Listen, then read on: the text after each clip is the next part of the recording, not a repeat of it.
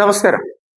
ഇത്രയും അഹങ്കാരം പിടിച്ച ഒരു കേരള മുഖ്യമന്ത്രിയെ ഇതുവരെ കണ്ടിട്ടില്ല. അങ്ങനെ ഒരു വ്യക്തി കേരളത്തിൽ മുഖ്യമന്ത്രി ആയിട്ടുമില്ല. ഒരു അതിഥി വരുമ്പോൾ ആ അതിഥിയെ സ്വീകരിക്കുക എന്നത് സകല പ്രോട്ടോക്കോളുകളും മാറ്റിവെച്ചുകൊണ്ട് ആ അതിഥിയെ സ്വീകരിക്കുക എന്നത് നമ്മുടെ ഭാരതത്തിന്റെ ഒരു സംസ്കാരമാണ്.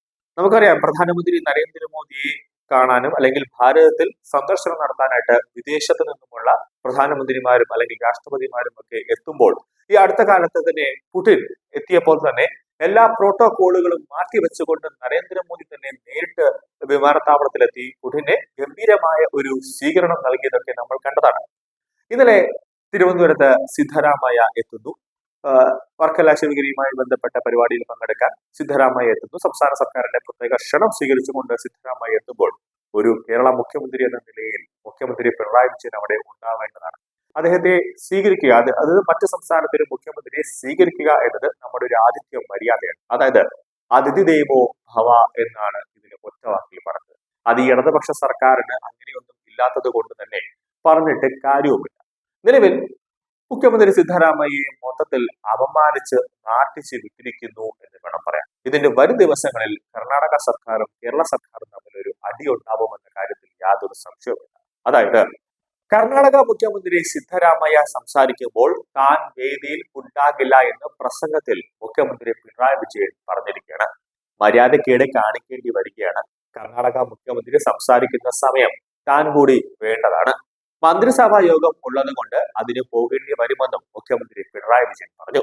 മുഖ്യമന്ത്രി പിണറായി വിജയന് വേണമെങ്കിൽ മന്ത്രിസഭ മാറ്റിവെക്കാം, അല്ലെങ്കിൽ തൊട്ടടുത്ത ബുധനാഴ്ചത്തേക്ക് അടുത്ത ആഴ്ചയിലേക്ക് മന്ത്രിസഭ കൊണ്ട് വയ്ക്കാം, അല്ലെങ്കിൽ സ്പെഷ്യൽ അതുമായി ബന്ധപ്പെട്ട് പിറ്റേ ദിവസത്തിലേക്ക് മന്ത്രിസഭാ യോഗം ചാർട്ട് ചെയ്യാവുന്നതാണ്. ഒരു അതിഥി വരുമ്പോൾ ആ അതിഥിയെ സൽക്കരിച്ച് ആ അതിഥിയെ നമ്മുടെ തിരുവനന്തപുരം നഗരത്തിലെ മുഴുവൻ തന്ത്രപ്രധാനമായ സ്ഥലങ്ങളിലൊക്കെ കൊണ്ട് കാണിച്ച് അല്ലെങ്കിൽ ആ അതിഥിയുടെ ഒപ്പം നിന്ന് അവരെ തിരിച്ച് കർണാടകയിലേക്ക് വിമാനത്താവളത്തിൽ വരെ അവരെ കൊണ്ടുപോകേണ്ട ഒരു ആതിഥ്യ മര്യാദ ഉണ്ട്.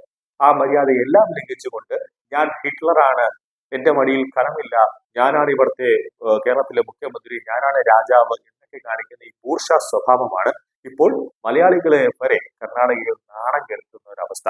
കർണാടകയിലും മലയാളികളുണ്ട്. കർണാടകയിൽ മാത്രമല്ല, ലോകത്ത് ഏത് കോണിൽ ചെന്നാലും അവിടെ ഒരു കൂട്ടം മലയാളികൾ ഉണ്ടാകും. ഇപ്പോൾ കർണാടകയിലെ മലയാളികൾക്ക് പോലും മുഖ്യമന്ത്രി പിണറായി വിജയനെ ഓർത്ത് തല താഴ്ത്തേണ്ട ഒരു അവസ്ഥയാണ് വന്നിരിക്കുന്നത്. കാരണം ഒരു അതിഥി, നമ്മൾ ഇൻവൈറ്റ് ചെയ്ത് വരുന്ന ഒരു അതിഥിയെ സ്വീകരിക്കേണ്ട ഒരു മര്യാദ, അതിനെ ഗംഭീരമായ രീതിയിൽ വരവേൽക്കേണ്ട ഒരു മര്യാദ സംസ്ഥാന സർക്കാരിന്റെ പിണറായി വിജയൻ, അത് കേരളത്തിന്റെ മുഖ്യമന്ത്രി എന്ന നിലയിൽ പിണറായി വിജയനുണ്ട്.